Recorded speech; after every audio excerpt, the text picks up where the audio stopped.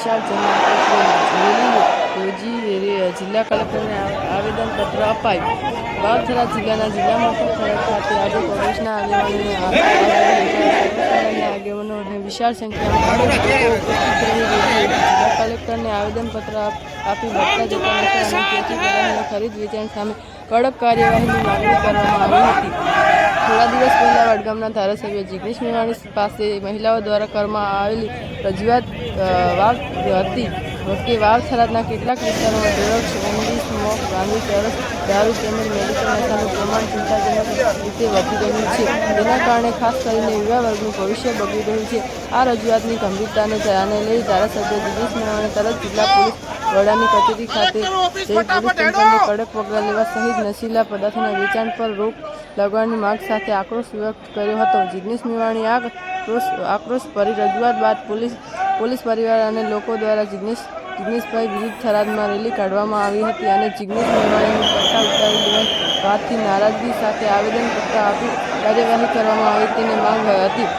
જોકે પોલીસ પરિવાર અને લોકોની રેલીને કોંગ્રેસ બુટલેગરોની રેલી ગણાવી તીખો સવાલ ઊભો કર્યો હતો કે શું આ રેલી થરાદમાં ડ્રગ્સ અને નશાના વેપારને ચાલુ રાખવા માટે કાઢવામાં આવી હતી। જિગ્નેશ મેવાણીના વિરુદ્ધમાં કઢાયેલી પોલીસ પરિવાર અને લોકોની રેલી વિરુદ્ધ આજે કોંગ્રેસ પરિવાર અને લોકોની વડગામ ધારાસભ્ય જિગ્નેશ મેવાણી સમર્થનમાં જિલ્લા જળ આક્રોશ રેલી યોજી વાવથરા જિલ્લા કલેક્ટરને આવેદનપત્ર આપી વાવથરા તેમજ આસપાસના વિસ્તારો ચાલતા તમામ પ્રકારના ખેતી પદાર્થો પર કડક નિયંત્રણ, ગુનાહિત તત્વો સામે સખત કાર્યવાહી અને યુવાનોને નશાની ગેરમાર્ગે દોરતી પ્રવૃત્તિઓ પર પૂર્ણવિરામ લાવવા તાત્કાલિક પગલાં લેવામાં આવે તેવી માંગ સાથે આવેદનપત્ર પાઠવ્યું હતું।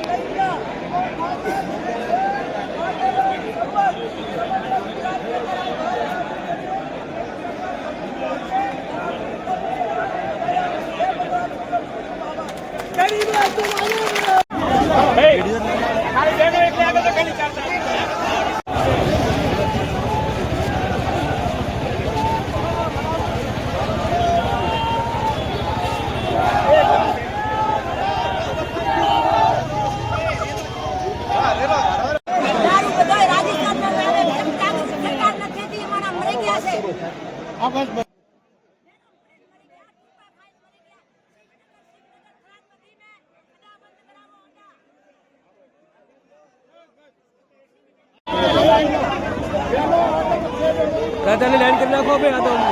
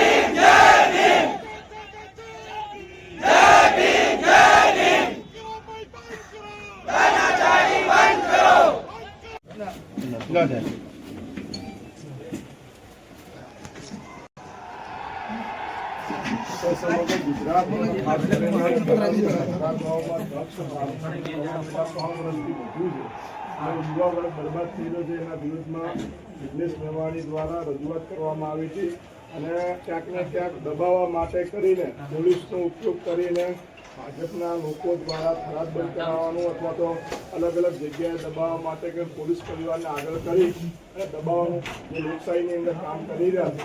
ખરેખર આખા ગુજરાતમાં બનાસકાંઠાના એકાદ જિલ્લામાં ગામડે દારૂ અને ડ્રગ્સ વેચાય તો આ ગાંજો ચરસ બધું વેચાયેલું છે તો કાયદેસર જો આમાં કડક નહીં થઈએ તો ક્યારેક તમારો મારા પરિવારમાં પણ આની અસર થશે। મેડિકલોની અંદર પણ નશાયુક્ત દવાઓ વેચાઈ રહી છે. સાહેબ છોકરા કોલેજ કરવા આવે ઘરથી પૈસા લઈને આવે અને ધંધો કરવા વાળા નવા છોકરા આવે પૈસા લઈને આવે ડ્રગ્સના રવાડે ચડે છે અને જે પણ કાર્યવાહી થતી હશે એ કરાવશું.